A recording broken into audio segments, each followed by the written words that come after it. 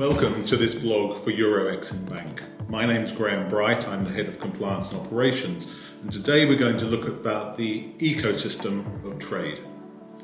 As we all know, trade can be very, very complex, and there are major obstacles out in the market which are preventing smaller countries and small companies from taking real advantage of moving forward with trade, and that's for their exports and for their imports. So first of all, let's have a look at some of the obstacles which have come about and are recognised in international markets. First of all, the bureaucracy of trade.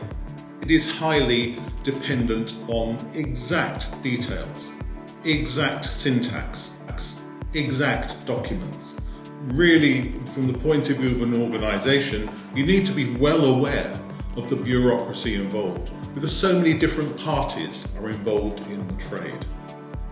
There's also a problem for smaller countries and companies to compete in international markets. That's when you see a large rival company. How does a small company truly compete in an international market? And when they can't compete, they automatically withdraw from that market. They may have the best product in the world, but they can't get that product to all the markets that exist around the globe. Another problem is the high cost of capital. Capital drives business. Anybody without working capital is effectively dead in their business. So it's very important to ensure you have a good supply of finance and using that finance correctly when you're involved in international trade. Another issue for many companies and countries is the infrastructure they have in place.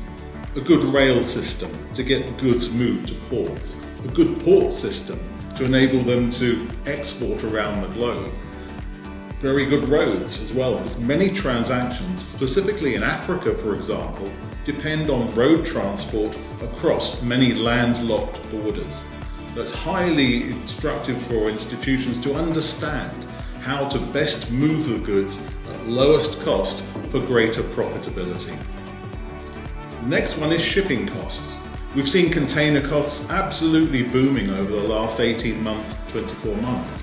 Those prices are now coming down again. The net effect of that was that in some cases, containers for the transport of them was more costly than the goods contained within them. And that's a ridiculous situation for any low-value exporter who really needs to make sure that they can get their goods effectively to any other country around the world. Cross-border e-commerce is another problem. How effective is your counterparty country in receiving electronic documents? How digitized are they as a process? How digital are they in presenting documents? And we are aware of new model laws coming out which will affect every country and the way in which you can transfer documents and transfer title and ownership for goods which are moving as well. Also in international markets, we still have to recognize that there is corruption. Many times, documents will be falsified, individuals can't be verified, and there's a whole series of issues around AML, identity, due diligence, KYC checklists, sanctions, dual-use goods to ensure that the physical transaction goes to the people you expect it to, and there are no hidden barriers or cash movements which are affected along the way in this ecosystem. And of course, there's customer payments. We have to make sure that your end customer, the buyer, has the ability and the intent and the means to pay at the end of a transaction. And remember that the ecosystem of trade in itself is complex, with a buyer, a seller, a buyer's bank, a seller's bank, an issuing bank, customs, insurance, a shipper. All of these players are involved in some way in a very complex transaction. So the ecosystem of trade is a complex navigation. So from the start of a journey, when goods are actually created in a factory, moved onto a truck, transported to a port, containerized, and at the other end, not only the movement of the goods, but the documents to accompany that transaction.